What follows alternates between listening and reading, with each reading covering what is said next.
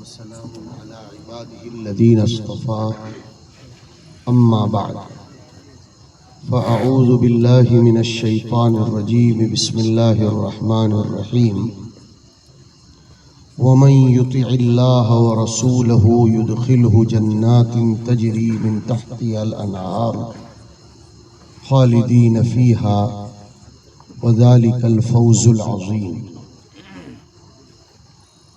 وقال الله تبارك وتعالى الأخلاء يومئذ بعضهم لبعض عدو إلا المتقين يا عبادي لا خوف عليكم اليوم ولا أنتم تحزنون. وقال النبي صلى الله تعالى عليه وآله وسلم سبعة يظلهم الله في ظله يوم لا ظل إلا ظله. فعد الرسول صلى الله عليه وسلم منهم رجلان تحابا في الله اجتمعا عليه وتفرقا عليه. وقال النبي صلى الله تعالى عليه وآله وسلم الأرواح جنود مجندة فما تعارف منها ائتلف وما تناكر منها اختلف او كما قال علیہ الصلاة والسلام. دل، جان، جگر، دماغ سب سے زیادہ عزیز اور پیارے ہمارے فضلائے کرام، السلام علیکم ورحمۃ اللہ وبرکاتہ. اس وقت کیفیت واقعتاً خوشی کے مارے ایسی ہے کہ دموع فرحت و مسرت کو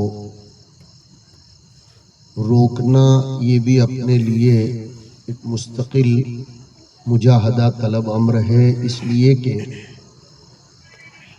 جب 2008 میں آپ فضلائے کرام جامعہ کے در و دیوار سے رخصت ہو کر جا رہے تھے تو آپ نے، ہم نے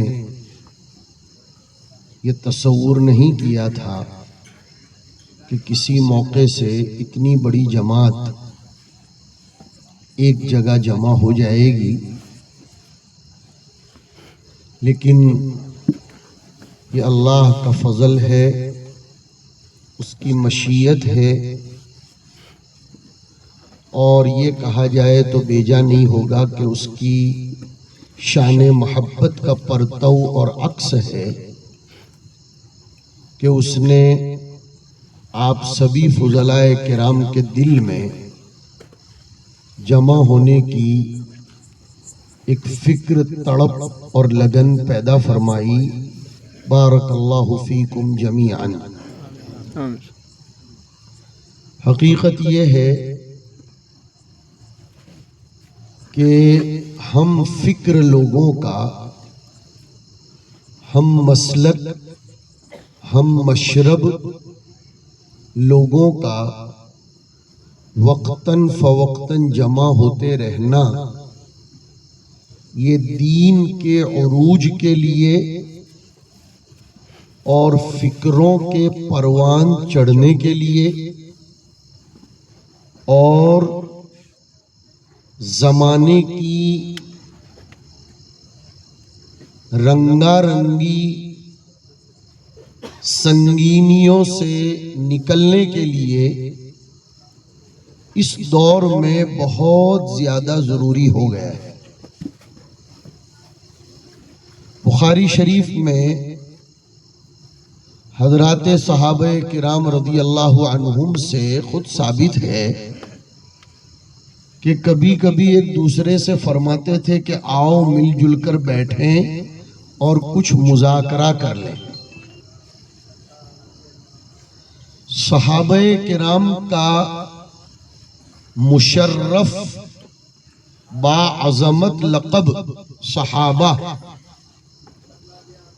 جیسے نبی اکرم صلی اللہ تعالی علیہ وآلہ وسلم کے ساتھ کی وجہ سے رکھا گیا، ویسے ہی صحابہ خود بھی مل جل کر رہتے تھے۔ ہاں، اس وقت کے معلوم جزیرت العرب سے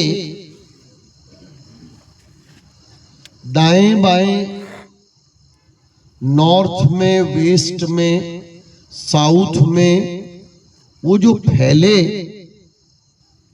اس کی وجہ وہی تھی جو آپ فضلائے کرام کے پھیلنے کی بنی۔ معلوم دنیا، ذرا غور کریں گے میں جو کہنے جا رہا ہوں، اس وقت کی معلوم دنیا، میں یہ لفظ بار بار بول رہا ہوں، اس وقت کی معلوم دنیا، تلاش کردہ دنیا، ڈیولپڈ ورلڈ،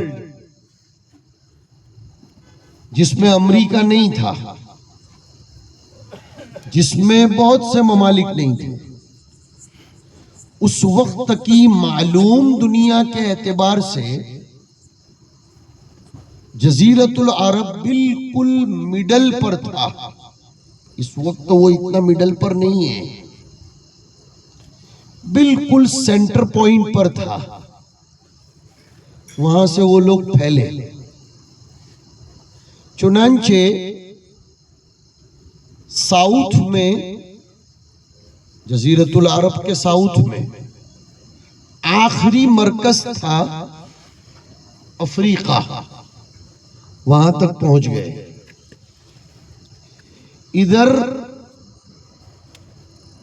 ایک طرف آخری مرکز تھا چائنا، اس کے آگے کچھ نہیں تھا، معلوم دنیا کے اعتبار سے وہاں تک بھی پہنچ گئے۔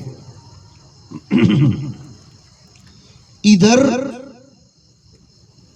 معلوم دنیا کے اعتبار سے آخری پوائنٹ تھا یورپ، وہاں تک بھی پہنچ گئے، اور ہند تک بھی سندھ کے راستے سے پہنچے۔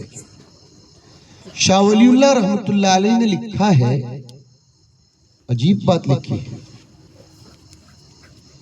کہ اللہ پاک نے ہمارے نبی علیہ السلام کو دوہری بعثت عنایت فرمائی۔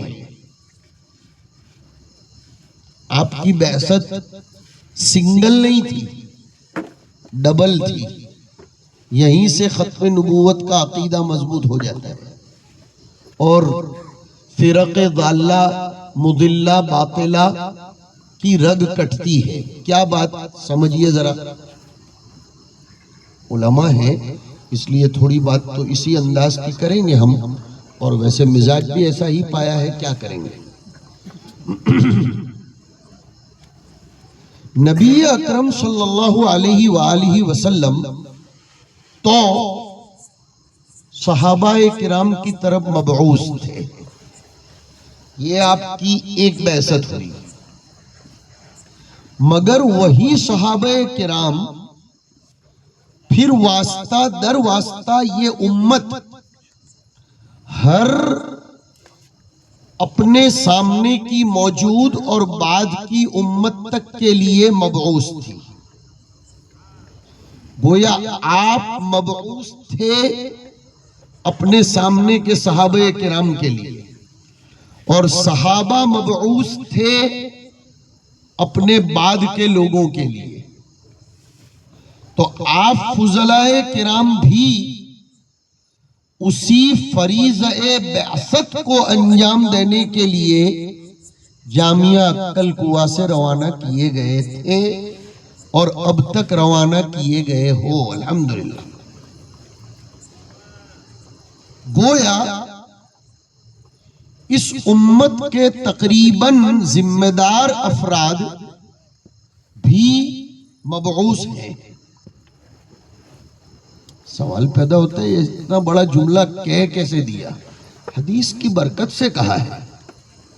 حدیث شریف میں آپ نے پڑھا ہے، نبی اکرم صلی اللہ علیہ وآلہ وسلم نے دیہات سے تعلق رکھنے والے وہ ایک صحابی رضی اللہ تعالیٰ عنہ کو جب مسجد نبوی میں اپنے تقاضے بشریت کے تحت اور اپنی افتاد طبیعت کی بنیاد پر کھڑے کھڑے پیشاب کرنا شروع فرمایا تھا، تو وہ ایک لمبی حدیث شریف ہے، آپ لوگ پڑھ کر آئے ہو اور بیان بھی کرتے ہوں گے۔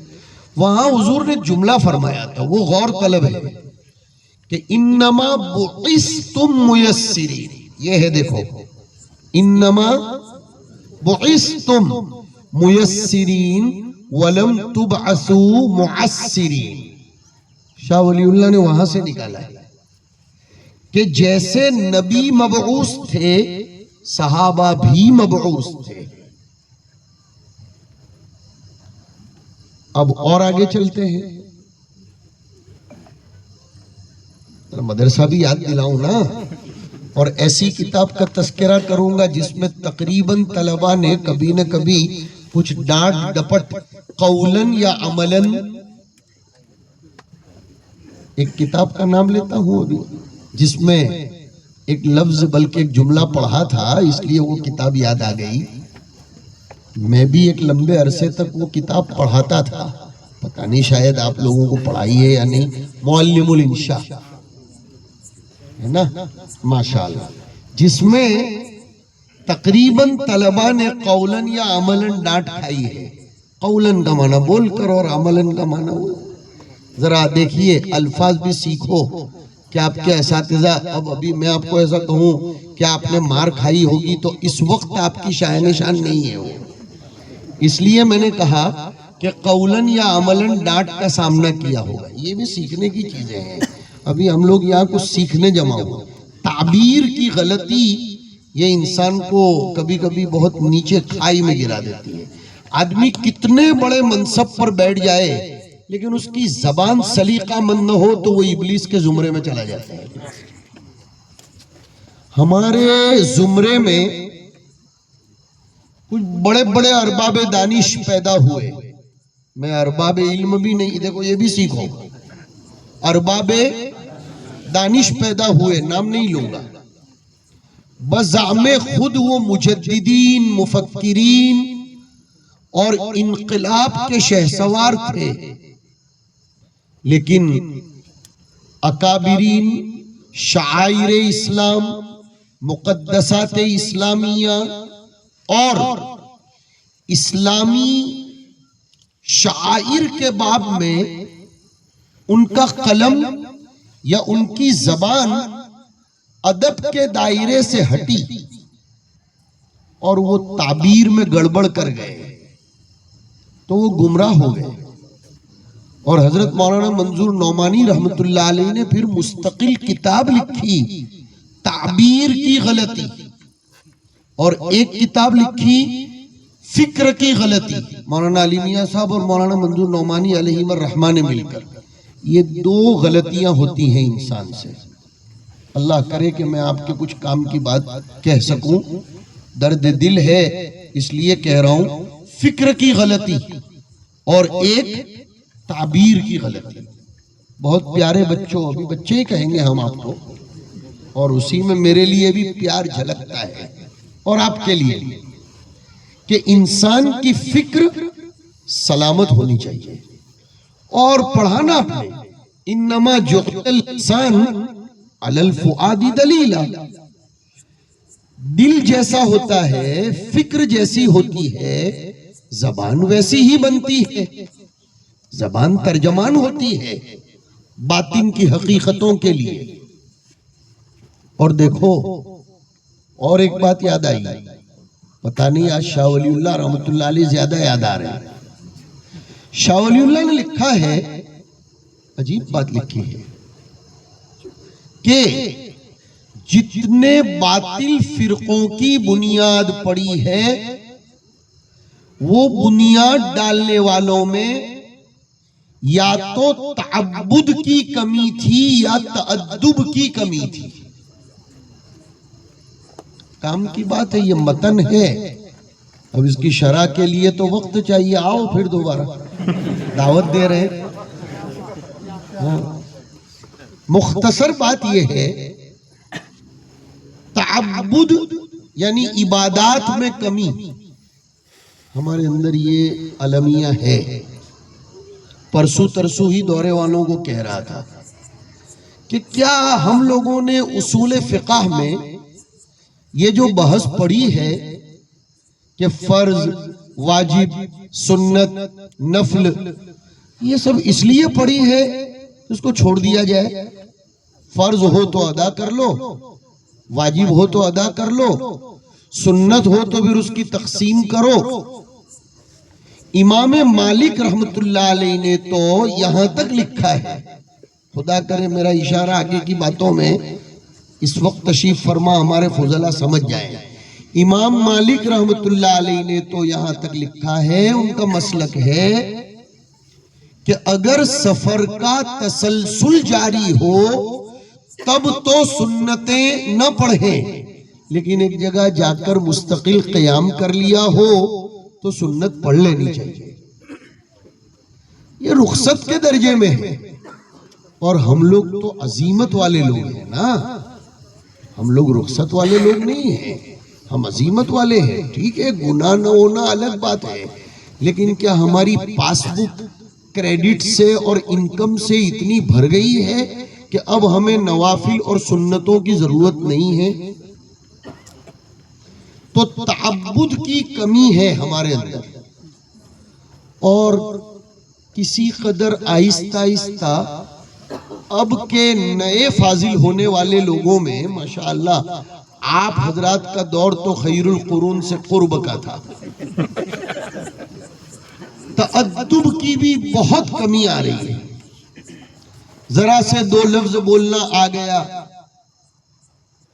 کچھ کسی کی طرف سے شاباشی اور واہ واہ کسی مصلحت کی بنیاد پر مل گئی یا دفع ضرر کی بنیاد پر، تو اس کو اپنے حق میں سند کامل اور منتہائے فکر سمجھتے ہیں۔ اور شاہ ولی اللہ نے لکھا کہ ایسے ہی لوگوں کے ہاتھوں پر باطل فرقوں کا وجود ہوتا ہے اور باطل فرقے جنم لیتے ہیں۔ اعاذنا اللہ وإیاکم۔ تو میں بات کیا کر رہا تھا کہ دنیا میں جمع ہونے کی وجوہات تو بہت ہیں، لوگ جمع ہوتے رہتے ہیں، لیکن اللہ آپ کو بہت مبارک فرمائے، ورنہ ابھی سنا رہے تھے، میں نے ملاقات بھی کی تو دل خوشی سے بھر آیا واقعتاً، کوئی کشمیر سے، اور وہ بھی مدرسوں میں پڑھانے والے لوگ ہیں، اور معلوم ہے کہ مدرسوں میں سے چھٹی لینا یہ کوئی آسان کام نہیں ہے، کوئی آسام سے، کوئی کہاں سے، کوئی کہاں سے، کس بنیاد پر؟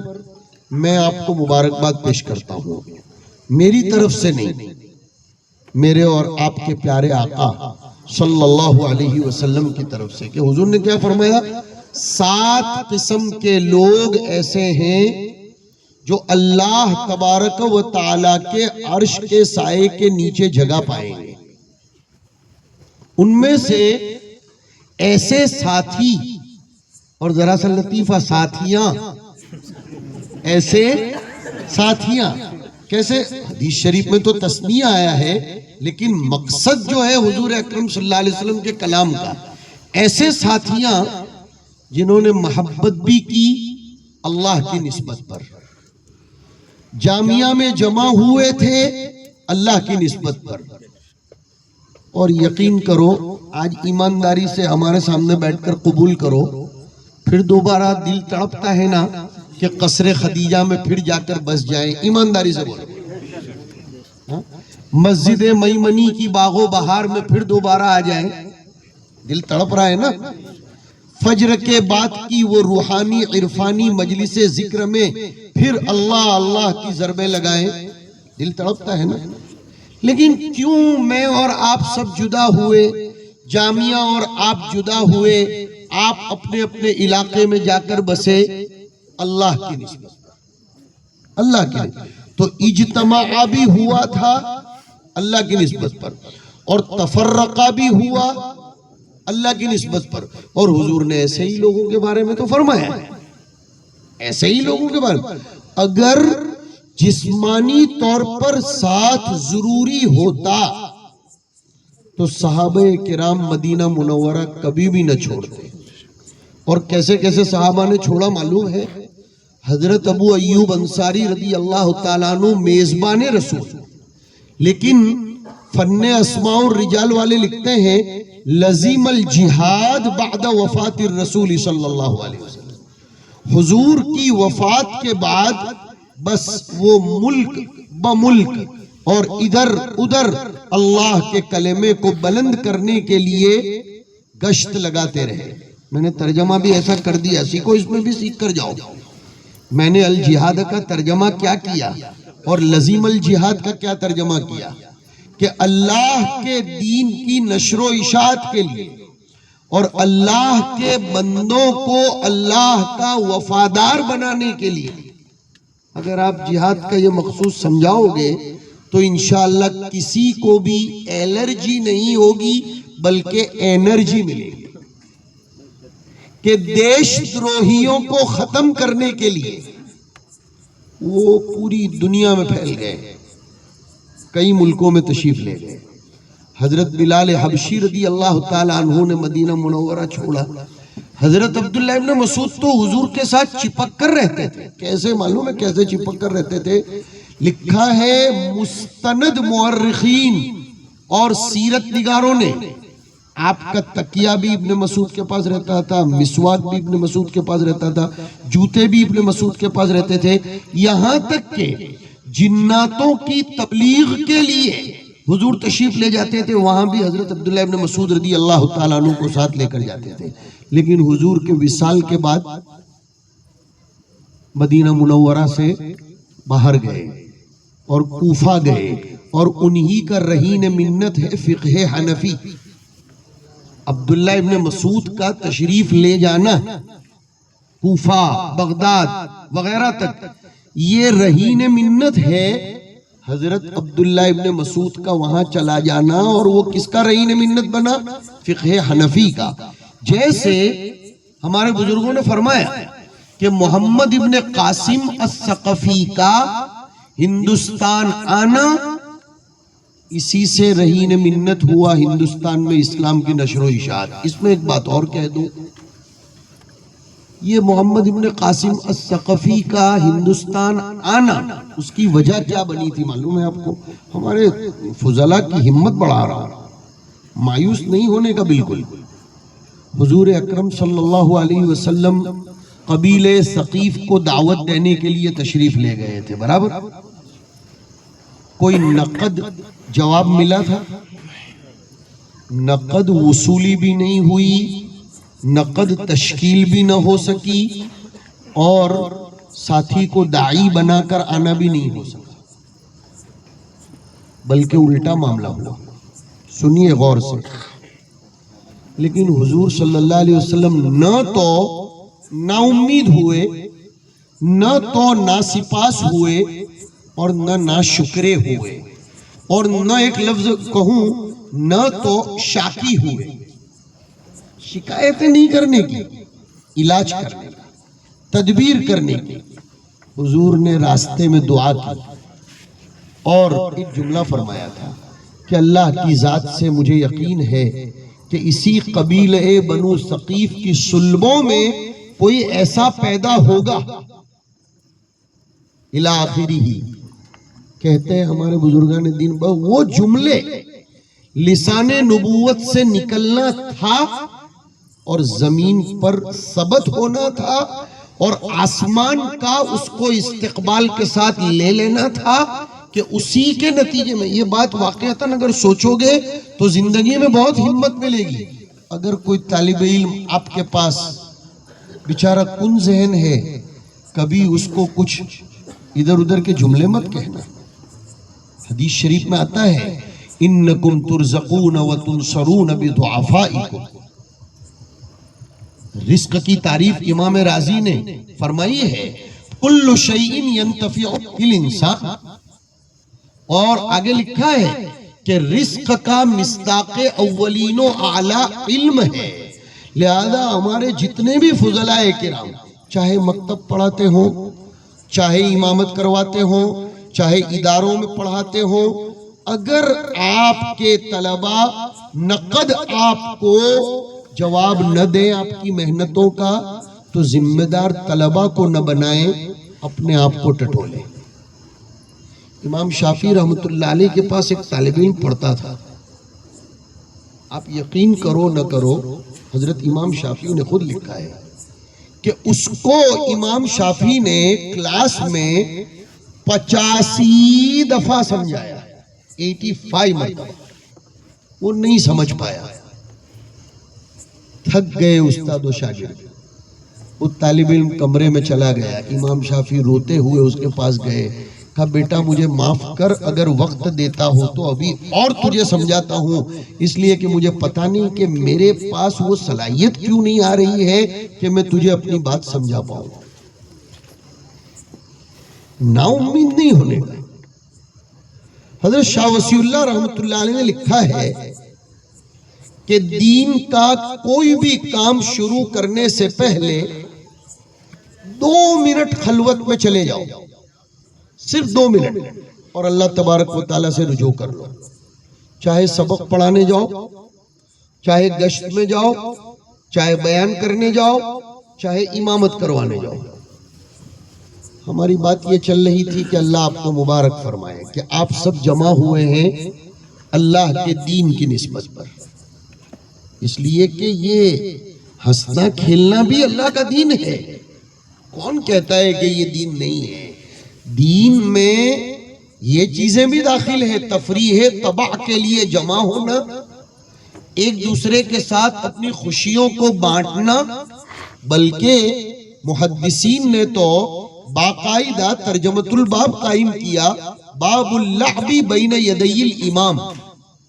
پھر ایک حدیث شریف میں نے پڑھی تھی اور خطبے میں، الارواح جنود مجندہ، کہ روحیں عالم ازل میں ایک دوسرے کے ساتھ گڈ مڈ تھیں، جن میں تعارف ہو گیا ان میں محبت ہو گئی، اور جن میں وہیں پہچان نہ ہوئی دنیا میں آنے کے بعد ان میں اختلاف ہوا۔ مجھے ایسا لگتا ہے کہ یہ جو روحیں 2008 میں جدا ہوئی تھیں، پھر آج جو جمع ہوئی ہیں، الحمدللہ وہ عالم ازل کے ائتلاف اور محبت کا اور زیادہ مظہر ہے، اور ایسا لگتا ہے انشاءاللہ کہ آخرت میں بھی یہ روحیں اسی طرح جمع ہوں۔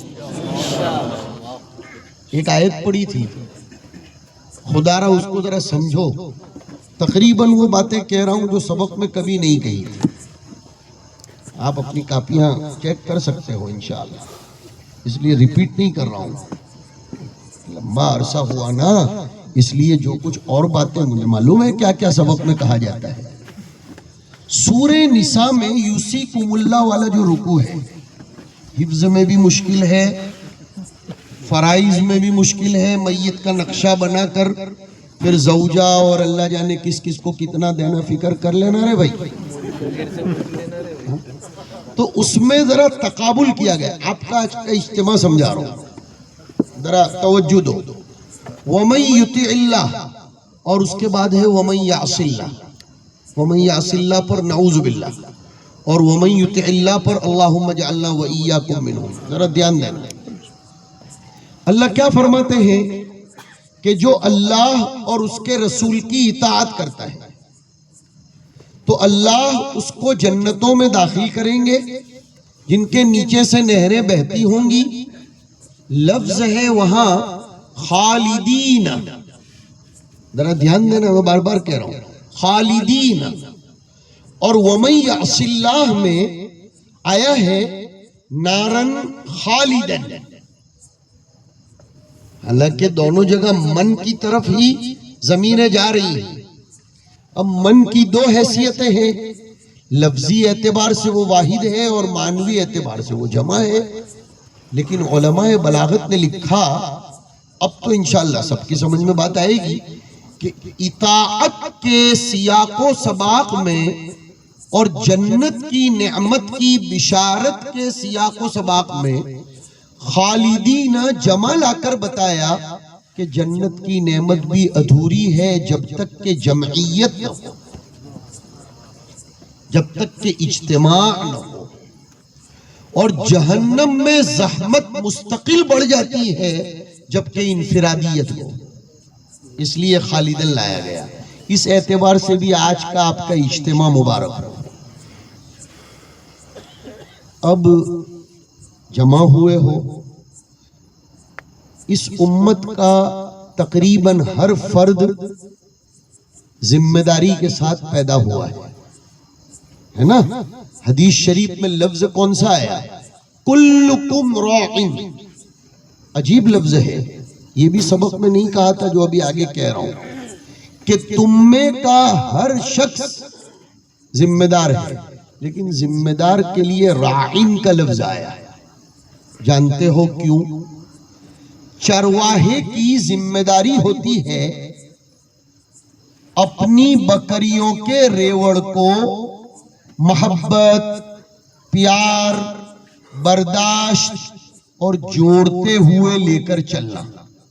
تو آج میں آپ کو ایک پیغام یہ بھی دینا چاہتا ہوں کہ آپ فضلائے کرام اپنے اپنے میدان میں جو کام کر رہے ہو بیٹا، محبتیں بانٹتے ہوئے چلیں، برداشت کرتے ہوئے چلیں۔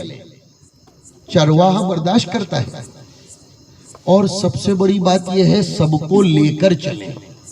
اس دور میں سب سے بڑی کمی یہ ہے کہ ہر آدمی اپنی شان انفرادیت کو لوگوں پر تھوپنا چاہتا ہے۔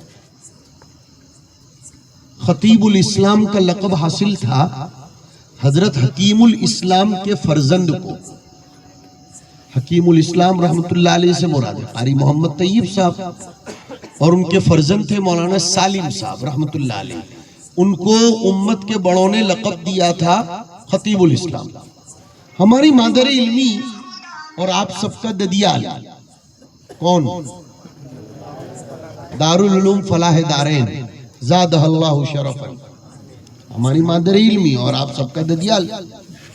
اس میں مولانا سالم صاحب تشریف لائے تھے۔ سالانہ جلسے میں فضلاء کو خطاب کرتے ہوئے حضرت نے فرمایا تھا کہ تبلیغ مذہب کی کرو، تبلیغ مسلک کی مت کرو، اس لیے کہ مسلک مجتہد فی ہے اور مذہب منصوص ہے۔ اس زمانے کی بہت قیمتی نصیحت۔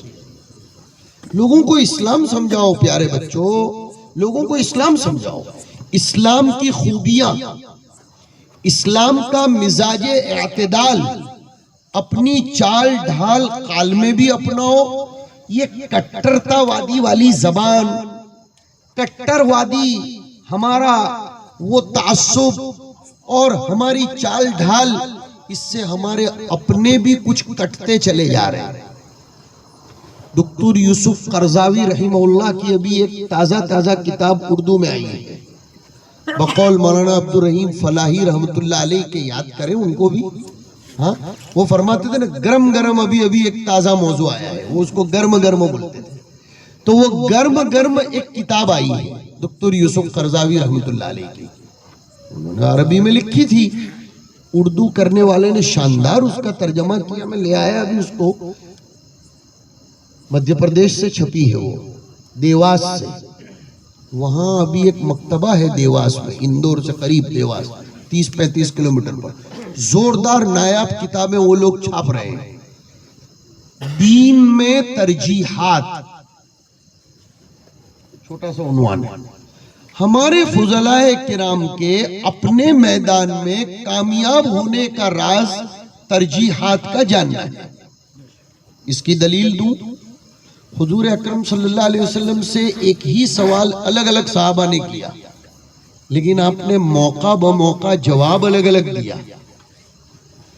ایک نے سوال کیا ای الاسلام افضل، تو ان کو جواب دیا سلام کرنا۔ کسی نے یہی سوال کیا تو جواب دیا کھانا کھلانا۔ کسی نے یہی سوال کیا تو اس کو الگ جواب دیا۔ وہاں شراح بخاری نے بات بڑی پتے کی لکھی کہ شروع ہجرت میں ضرورت تھی ایک دوسرے سے مطمئن رکھنے کی، اس کا کام سلام کرتا ہے۔ اور ضرورت تھی لوگوں کو آسرا دینے کی، اس کا کام اطعام الطعام کرتا ہے۔ تو آپ کے اپنے علاقے میں جس قسم کا ماحول ہو آپ اس قسم کی محنت کریں۔ یہ تو یار غلط ہے کہ ایک پڑیا دوا کی بنا کے رکھی ہے، وہی مدھیہ پردیش میں بھی دی جا رہی ہے، وہی مہاراشٹر میں بھی دی جا رہی ہے، وہی ایم پی میں بھی دی جا رہی ہے، وہی کشمیر میں بھی دی جا رہی ہے۔ نہیں نہیں نہیں، کسی جگہ درد سر کا سبب ٹھنڈی ہواؤں کا لگ جانا، کسی جگہ درد سر کا سبب گیس، کسی جگہ درد سر کا سبب بی پی کا بڑھ جانا، کسی جگہ درد سر کا سبب کم خوابی یعنی نیند کم آنا، لہذا اس کے اعتبار سے علاج کیا جائے گا۔ آپ سبھی فضلاء کرام اطباء ہیں انشاءاللہ، طبیب ہو آپ، طبیب، اور طبیب ایسا ہی کرتا ہے کہ وہ رگ دیکھ کر دوا دیتا ہے، پڑیا بنا کے تیار نہیں رکھتا وہ۔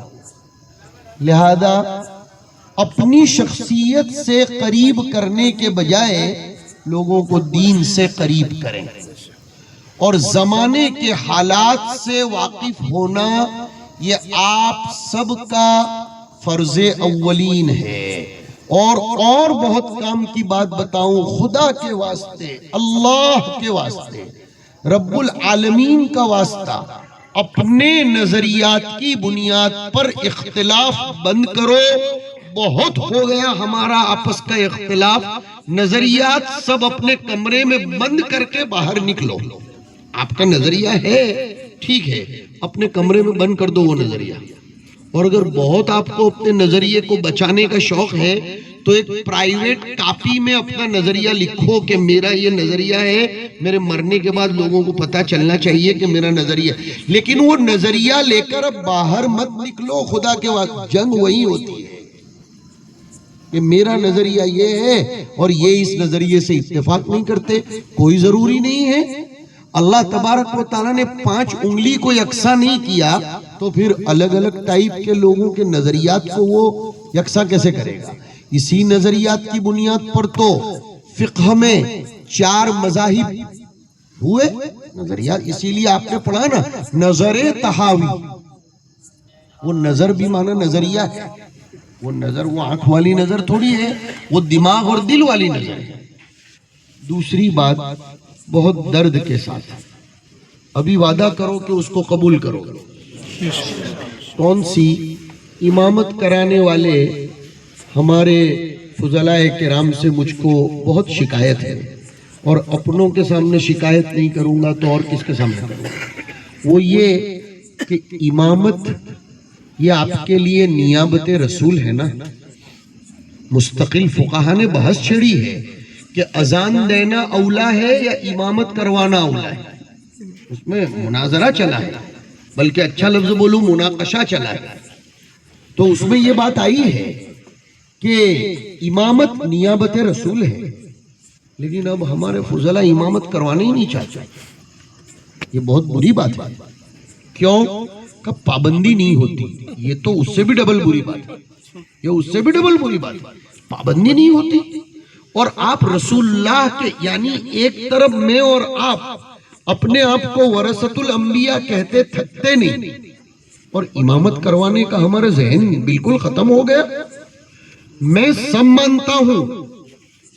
مانتا ہوں کہ متولیوں کی طرف سے کیا ہوتا ہے، ٹرسٹیوں کی طرف سے سب مجھے معلوم ہے، اور ان میں جب بات کرنے کی باری آتی ہے تو ہم ان کو بھی جو کچھ کہنا ہوتا ہے کہتے ہیں، لیکن ہمیں اپنی خدمات کا بدلہ کیش لینا ہی کہاں ہے؟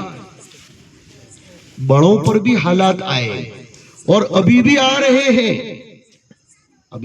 رہے ہیں، بڑوں پر حالات، آپ کے بڑوں پر بھی حالات ہیں، لیکن اس کی وجہ سے وہ خدمت دین چھوڑ تو نہیں دیتے۔ نہیں، ہمارا تو تمغہ ہی یہ ہے۔ ابھی جو قاری صاحب نے قرات پڑھی، شاباش، انہوں نے زوردار آیتوں کا انتخاب کیا کہ ثم اورثنا الکتاب الذین اصطفینا من عبادنا۔ ان آیتوں پر غور تو کرو کہ ہم نے ہماری اس کتاب کے علوم کا وارث بنایا ہمارے ان بندوں کو جن کو ہم نے سلیکٹ کر لیا ہے. تو آپ سب کو کتاب اللہ کی نعمت ملی کہ نہیں ملی؟ So you are the selected persons by Almighty Allah. اللہ تبارک و تعالیٰ کی طرف سے میں اور آپ سلیکٹڈ ہیں. تو امامت ہمارے بڑوں نے مرتے دم تک امامت کی ہے. فتاوی رحیمیہ کا نام سنا؟ مفتی عبد الرحیم صاحب لاجپوری رحمت اللہ علیہ کی کتاب منطق میں ہے نا، فتاوی میں حضرت نے آخر دم تک جب تک چل پھر سکتے تھے راندیر کی مسجد میں امامت کروائی. قاری طیب صاحب رحمت اللہ علیہ نے امامت کروائی. ہمارے بڑے بہت سے بزرگان دین اب تک امامت کروا رہے ہیں.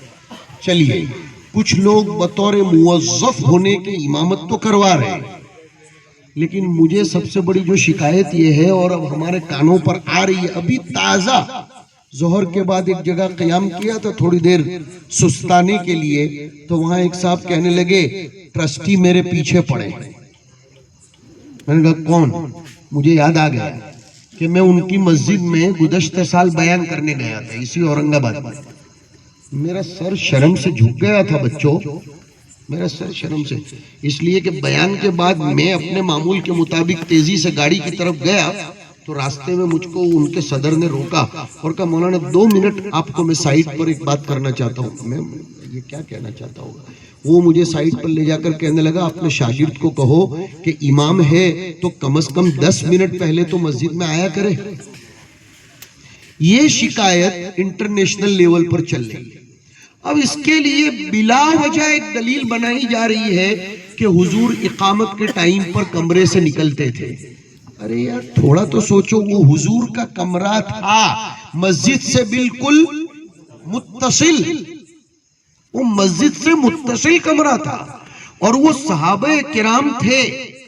اب نہ آپ کا کمرہ متصل ہے اور نہ آپ کے مقتدی صحابہ کرام. اچھا ایک سوال بالکل کھلے من سے سوال کر رہا ہوں، ہم لوگ جو تنخواہ لیتے ہیں امامت کی، وہ نماز پڑھانے کی تنخواہ لیتے ہیں یا حبس وقت کی تنخواہ لیتے ہیں؟ شاباش، حبس وقت کی. تو کتنا وقت دے رہے ہیں؟ چلو پوچھو مجھ کو بتاؤ، ہم کتنا وقت دے رہے ہیں؟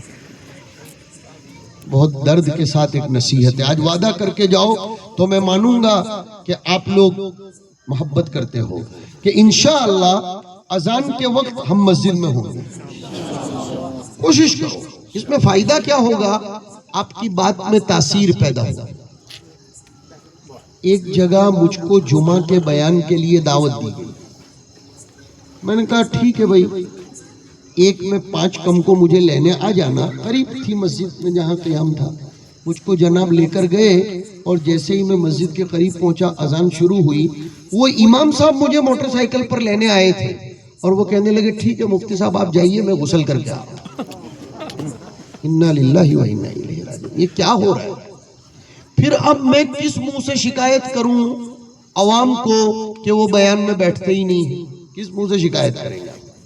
میں نے اس دن سے اس مسجد میں بالکل بیان کرنے کو 2 ٹوک نہ کہہ دیا، جبکہ اس قوم کو منع کرنا یہ بہت بڑے دل کی بات ہے. میں بہت وضاحت نہیں کر رہا ہوں. لوگوں کے ذہن و دماغ پر اس قوم کا بلا وجہ ایک رعب چھایا ہوا ہے، لیکن میں نے صاف بول دیا کہ جہاں دین کی کوئی قدر نہ ہو ہم نہیں جاتے وہاں. اس لیے کہ علم اللہ تبارک و تعالیٰ کی صفت قدیمہ ہے، اس میں استغنا ہے. لیکن پہلے اپنے اندر تو شان غنا پیدا کرو. مسجد میں جلدی جاؤ. اگر آپ صرف نماز پڑھانے جا رہے ہیں تو آپ کو تو نماز ویسے بھی پڑھنی ہے. شروع میں جاؤ گے تو امت آپ سے جڑے گی. میں نے ایک بہت اچھی چیز دیکھی کینیڈا میں، آج آپ کو کہہ کر جاؤں، کتنا ٹائم ہو گیا. کینیڈا میں ایک بہت اچھی میں نے چیز دیکھی. ہر نماز کے بعد وہاں امام کمپلسری آدھا گھنٹہ مسجد کے کونے میں کرسی لے کر بیٹھتے ہیں. کمپلسری آدھا گھنٹہ. کیوں؟ جس کو امام کے سامنے آ کر اپنے دل کا دکھڑا سنانا ہو، اس کو کچھ کہنا ہو، اس کو اس کے ساتھ کوئی بات چیت کرنی ہو. ایک مرتبہ میں بیٹھ گیا، اتنی خوشی ہوئی مزید کہ لڑکا لڑکی دونوں آئے، بوائے فرینڈ گرل فرینڈ تھے، اور انہوں نے کہا کہ ہم نے جمعہ میں، وہاں تو چونکہ عورتیں بھی آتی ہیں مسجد میں، تو دوسرے منزلے پر یا پیچھے، تو کہنے لگے ہم نے اس جمعہ کو ناجائز تعلقات کا بیان سنا، تو آج ہم آپ کے ہاتھ پر توبہ کرنے آئے کہ اب آپ سمجھائیے کہ ہمیں کرنا کیا چاہیے۔ تو امت تو آپ کے انتظار میں ہے، لیکن آپ ملتے کہاں ہو امت کو؟ آپ ملتے کہاں ہو؟ تجارتی ذہن بن رہا ہے، مستقل تجارتی ذہن بن رہا ہے۔ کیا یہ شخصیت آپ کو یہ پیغام دے کر گئی ہے؟ یہ شخصیت یہ پیغام دے کر گئی؟ اس شخصیت نے ہم اساتذہ کرام کی میٹنگ میں اپنی صحت کے زمانے میں بار بار ایک جملہ فرمایا تھا، یہ کان خود گواہ ہے کہ تجارتی ذہن رکھنا ہو تو جامعہ میں سے روانہ ہونا۔ صاف ہم اساتذہ کرام کو دو ٹوک فرماتے تھے کہ ٹھیک ہے آپ تجارت کریں، لیکن آپ رات کو دیر تک اسی مشغلے میں رہتے ہیں، پھر فجر میں آپ کی آواز بیٹھی ہے، یا صبح آپ مکتب میں سو رہے ہیں، یا طالب علم سبق سنا رہا ہے، جو خامیاں ہیں ہماری، طالب علم سبق سنا رہے اور آپ نیٹ پر سرچ کر رہے ہیں کہ نئی پروڈکٹ کیا آئی ہے اور نئی بزنس پالیسی، انا للہ و انا الیہ راجعون، یہ تنخواہ ہمارے لیے حلال ہوگی کہ نہیں، وہ سب سے بڑا سوال ہے۔ یہ جو ہے وہ کہہ رہا ہوں، معاف کرنا مجھ کو، جو اگر تنخواہ ہماری حلال نہیں ہوئی ہے تو پھر ہماری زبان سے جو تلاوت مصلی پر آئے گی وہ تلاوت اثر کیسے کرے گی؟ ہم مانتے ہیں کہ انسان کی ضرورت ہے معاش، لیکن کیا لفظ میں نے بولا؟ انسان کی ضرورت ہے معاش۔ اب اصول فقہ کا قانون جوڑ دو، الضرورت تقدر بقدر الضرورت۔ ہمارے بڑوں نے بھی کی تجارت، لیکن اپنی شائن شان تجارت کی، اور پڑھائی کے اوقات کے علاوہ، اور اس سے پڑھائی ذرہ برابر متاثر نہیں، ذرہ برابر متاثر نہیں۔ میں نے بھی اپنے کچھ بڑوں کو کتاب کی تجارت کرتے ہوئے دیکھا ہے، ٹوپیوں کی تجارت کرتے ہوئے دیکھا، عصر سے مغرب، اس سے زیادہ نہیں۔ مجھے برابر یاد ہے ایک مرتبہ دوپہر کے پہلے گھنٹے میں میرے خالی گھنٹے، تو میں نے حضرت الاستاذ مولانا سید ذوالفقار صاحب رحمۃ اللہ علیہ کو خیریت طلبی کے لیے فون لگایا۔ حضرت کا پہلے ہی سوال تھا، بیٹے مدرسے کے وقت میں تم فون کر رہے ہو مجھ کو؟ اگر آپ کو ہم ڈانٹیں گے تو شاید آپ کہیں گے یار یہ باوا کو بولو اب تو بس کرو، لیکن اس دن مجھے واللہ کہہ رہا ہوں اتنی خوشی ہوئی کہ آج بھی کوئی ٹوکنے والا تو ہے، آج بھی کوئی روک ٹوک کرنے والا تو ہے۔ آپ کسی ڈاکٹر کے پاس جاؤ اور آپ کو ہو رہا ہے درد، اور وہ آپ کو بولے کچھ نہیں ہے، کوئی ٹینشن مت لو جاؤ، تو آپ بولو گے پاگل ہے کیا ڈاکٹر؟ اس لیے ایک کام یہ بھی کرنا ہے کہ ہم مسجد میں جلدی جائیں اور نماز کے بعد وقت دیں۔ بھائی مصروفیت کس کے ساتھ نہیں لگی ہے، لیکن ہمیں اور آپ کو تو مستقل پوری۔ اچھا اگر آپ یہ کہتے ہو کہ نہیں ہم کو تو نماز پڑھانے کی تنخواہ دی جا رہی ہے، تو پھر تو یہ مفتیان کرام کے پاس چلے جاؤ کہ یہ تنخواہ جائز ہے کہ نہیں۔ کیا جواب آئے گا وہ میں نہیں جانتا ہوں۔ نہیں، آپ کو بیٹھنا پڑے گا لوگوں سے، ان کی کچھ باتیں، اور امت سے جتنا جڑ کر رہو گے، میں قسم کھا کر کہتا ہوں اتنی تلقی بالقبول حاصل کرو گے۔ اب یہ دور ایسا ہے کہ آپ کو امت کے ساتھ اس کے دکھ درد میں شریک ہونا پڑے گا، اور لین دین بھی ان کے ساتھ، وہ کچھ دے رہے ہیں تو آپ کو اپنی استطاعت کے بقدر ان کے ساتھ رہنا پڑے گا۔ تہادو آیا ہے، لو بھی اور دو بھی، صرف لو ہی لو والی بات نہیں کریں۔ وہ آپ کو 500 دے رہا ہے تو آپ کم از کم 5، وہ برکت سے رکھے گا 5، وہ برکت سے 5 رکھے گا۔ پرسوں بڑے صاحب دل آدمی کے پاس بیٹھا تھا، بہت بڑے صاحب دل آدمی، ان سے بڑے کسی صاحب دل آدمی نے 50 روپے کی نوٹ دی، تو انہوں نے اتنی حفاظت سے اس کو جیب میں رکھا تھا، کہا مفتی صاحب دیکھو یہ مجھ کو انہوں نے دیا ہے، میں برکت کے طور پر اس کو رکھوں گا۔ خیر بات تو یہ ہو رہی ہے کہ ہمیں امت کو وقت دینا ہے۔ دوسرا، بہت پیارے فضلائے کرام، کسی اللہ والے کے ہاتھ سے اپنے ہاتھ کو مربوط کر لو، انشاءاللہ ساری ادھر ادھر کی فکروں، جس کو اردو میں بہت اچھا کہا جائے گا تشتت افکار اور انتشار نظریات سے اپنے آپ کو بچا لو گے۔ دعوت و تبلیغ کے کام میں آپ کے علاقے میں جو کام ہو رہا ہے آپ اس کی مکمل تائید کے ساتھ مضبوط رہ کر کام کرو۔ ہمیں ان چکروں میں پڑھ کر اپنی افادیت کو کھونے کی ضرورت نہیں ہے۔ ہماری افادیت مستقل افادیت ہے، ہم مستقل ایک اپنے شان کے ساتھ ہیں۔ اور وہ بیچ میں ایک بات رہ گئی تھی نا کہ حضور صلی اللہ علیہ وسلم کے صحابی حضرت ربعی ابن عامر رضی اللہ تعالیٰ عنہ رستم بادشاہ کے دربار میں گئے، وہ معلم الانشاء والی بات تو رہ جائے گی۔ انہوں نے یہی فرمایا تھا نا، بعثنا لنخرج من شاء من عبادت العباد الى عبادت رب العباد، وہاں بھی بعثنا آیا۔ ہمارا کیا مقصد ہے اس کی آج تذکیر کر لے کہ عبادت العباد سے نکال کر رب العباد کی عبادت کی طرف لوگوں کو لانا۔ یہ جھگڑا بھی ہمارے اندر بہت چل رہا ہے۔ مثلا میں ایک آدمی سے بیعت ہوں تو میری پوری کوشش یہ ہے کہ میرے علاقے کے سبھی لوگ میرے شیخ سے بیعت ہو جائیں۔ یہ بڑی مصیبت ہے، یہ بہت بڑی مصیبت ہے۔ میں فلاح دارین کا فارغ ہوں تو میں چاہوں گا کہ میرے علاقے میں یا میں جہاں کام کرتا ہوں سب لوگ فلاح دارین میں ہی جاوے۔ یہ غلط ہے۔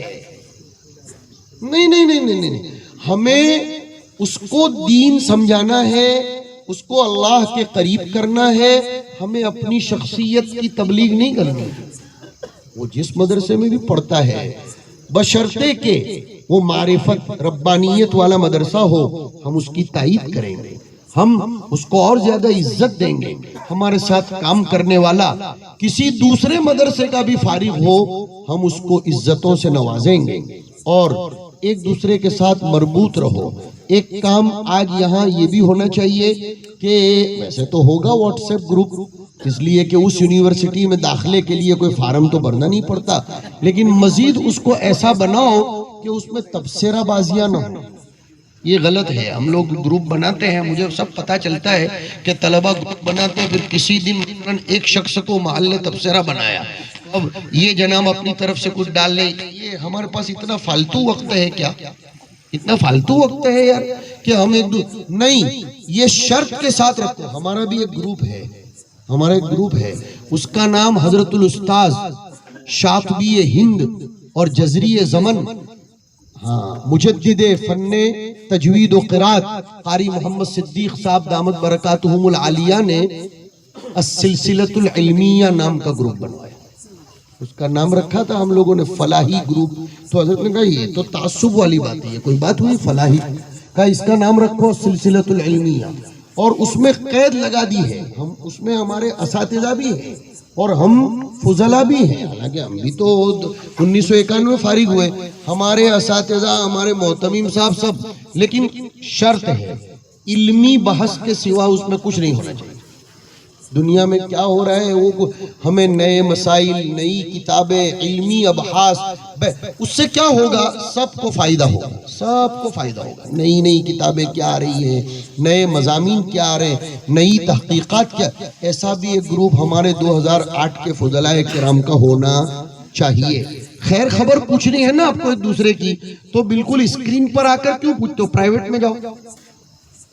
اور کسی کے نظریے سے اختلاف کرنا ہے تو اس گروپ میں مت کرو، بلکہ پرائیویٹ میں چلے جاؤ، اور اس طرح ایک دوسرے سے مذاکرہ بھی کرتے رہو گے، بہت زیادہ فائدہ ہوگا اور بڑی خوشی ہوتی ہے۔ میں نے پرسوں ترسوں جامعہ میں دورے والوں سے بھی کہا، اتنی خوشی ہوتی ہے اپنے اشاعتی فضلاء کے مقامات پر جب پہنچنا ہوتا ہے تو ان کے کام کو دیکھ کر کہ حضرت باندوی رحمت اللہ علیہ کی روح کتنی خوش ہوتی ہوگی، اور ان کے توسط سے حضرت مولانا وستانوی صاحب رحمت اللہ علیہ کی روح بھی کتنی خوش ہوتی ہوگی کہ میں نے اپنے بچوں کو قرآن کریم کے مشن کے لیے فارغ کیا تھا، وہ یہی کام کرتے چلے جا رہے ہیں۔ تو حضرت کی زندگی کا ایک ہی مقصد تھا، قرآن کریم کے الفاظ، اس کے معانی، اس کے مضامین اور اس کے پیغامات کو لوگوں تک پہنچانا۔ جہاں تک معاش کا معاملہ ہے تو اس کو بھی میں چھوڑنا نہیں چاہتا ہوں، آپ کے سامنے ذکر کیے بغیر اس کو باقی نہیں رکھیں گے انشاءاللہ۔ معاش کے لیے بھی اتنا انتظام آپ کو کرنا چاہیے کہ آپ کے اندر استغنا کی کیفیت باقی رہے اور آپ ممبر پر بیٹھ کر بلا کسی کی لاگ لپٹ کے صاف ستھری بات حکمت کے ساتھ کہہ سکیں۔ یہ حکمت کا لفظ خوب یاد رکھو، ادعو الی سبیل ربک بالحکمت والموعظۃ الحسنہ، اور دیوبندیت پر تسلب کے ساتھ جمے رہنا عصر حاضر کا سب سے بڑا پیغام ہے، اس لیے کہ اس وقت ہم علماء کرام پر ہی چاروں طرف سے حملے ہو رہے ہیں ہماری فکروں کو واش کرنے کے لیے، ہماری فکروں کو بدلنے کے لیے۔ اس لیے علماء دیوبند نے جو مزاج ہمیں دیا ہے اس سے ہمیں انحراف نہیں کرنا چاہیے۔ حق تعالی شانہ آپ کے ہمارے سب کے جمع ہونے کو بے انتہا قبول فرمائے۔ باتیں بہت آتی رہیں گی، لیکن میں تو بہت لمبی مدت سے ان لوگوں کو کہتا چلا جا رہا تھا کہ یہ 2 دن only for you، یہ آپ کے ہیں، خوب ملو، ایک دوسرے سے مذاکرہ کرو، کچھ سیکھو سکھاؤ، تھوڑا انجوائے کرو انجوائے کرو، کوئی حرج کی بات نہیں ہے، اچھی طرح مستی مذاق مزاح اور دل لگی کرو۔ اس لیے میں زیادہ وقت اب لینا نہیں چاہتا کہ گھنٹی بجے گی تب تک میں چلوں گا اور پھر بولوں گا کہ برابر وقت پر آ جانا، نہیں، اب اپن فارغ ہو رہے ہیں۔ دل سے دعا ہے اللہ تبارک و تعالی آپ سب کے جمع ہونے کو خوشیوں کا ذریعہ بنائے، خوشیوں میں ازدیاد کا ذریعہ بنائے، دلوں کی الفت کا ذریعہ بنائے، اور حق تعالی شانہ اپنے یہاں شرف قبول بخشے، اور حضرت مولانا رحمت اللہ علیہ کی خدمات کو اور آپ لوگوں کے فارغ ہونے کے بعد آپ کے اساتذہ کرام میں بالخصوص حضرت مولانا عبد الرحیم صاحب، مولانا حسن صاحب اور دیگر جتنے بھی آپ کے اساتذہ کرام اس دنیا سے چل بسے ہیں، مولانا سعید صاحب وستانوی، اور ابھی بالکل ماضی اقرب میں حضرت مولانا غلام صاحب رحمت اللہ علیہ، سب کو اللہ تعالیٰ اپنے جیوار رحمت میں خصوصی جگہ عنایت فرمائے، اور ہم سب کو کن میں سے بنائے۔ آخری جملہ کہ قیامت کے دن الاخلاء یومئذ بعضهم لبعض عدو الا المتقین، سوائے متقیوں کے سب ایک دوسرے کے دشمن رہیں گے، متقی سب ایک دوسرے کے ساتھ جمع رہیں گے۔ اللہ تعالی ہم سب کو وہاں بھی جمع فرمائے، اور حق تعالی شانہ آپ سب کی ہر جائز تمنا کو مراد کو پوری فرمائے۔ اپنے تھے آپ سب، اپنے ہیں اور اپنے رہیں گے انشاءاللہ تبارک و تعالی۔ اس لیے موقع بموقع کچھ باتیں ایسی کہنی پڑ جاتی ہیں جو دل کی آواز ہوتی ہے، ورنہ آپ لوگوں کے ساتھ کی محبت اور تعلق کیا ہے وہ رب تبارک و تعالی رات کی آخری پہر میں روزانہ سنتا ہے۔ اس سے زیادہ تو میں کچھ نہیں کہہ سکتا، اس لیے کہ یہ ہمارا فرض ہے آپ سب کے لیے دعا کرنا، اور آپ کی محبتوں کو یاد کر کر کے رب تعالیٰ کے حضور سفارش کرتے رہنا۔ کام کرتے چلے جاؤ، آگے بڑھتے چلے جاؤ، اللہ تعالیٰ ہر میدان میں آپ کو کامیابیوں سے نوازے، اور آپ سب کو چونکہ فارغ ہونے کے بعد ہی سب نے تقریباً شادیاں کی ہیں، تو جن کے بچے ہوئے ہیں سب کو بہت دیر سے ہی صحیح لیکن بہت مبارکباد، اور جن کی شادیاں ہوئیں اللہ ان کو شادی بھی مبارک کرے، ولیمے بھی مبارک کرے، عقیقے بھی مبارک کرے، اور جن کے بچوں کی شادیاں ہو گئی ہوں، اس لیے کہ کچھ شیخ المشائخ بھی نظر آ رہے ہیں، تو اللہ تبارک و تعالیٰ ایسے لوگوں کو بھی ان کی زندگیاں خوب مبارک فرمائے۔ وصلی اللہ وسلم علی نبینا و مولانا محمد وعلی آلہ و اصحابہ اجمعین۔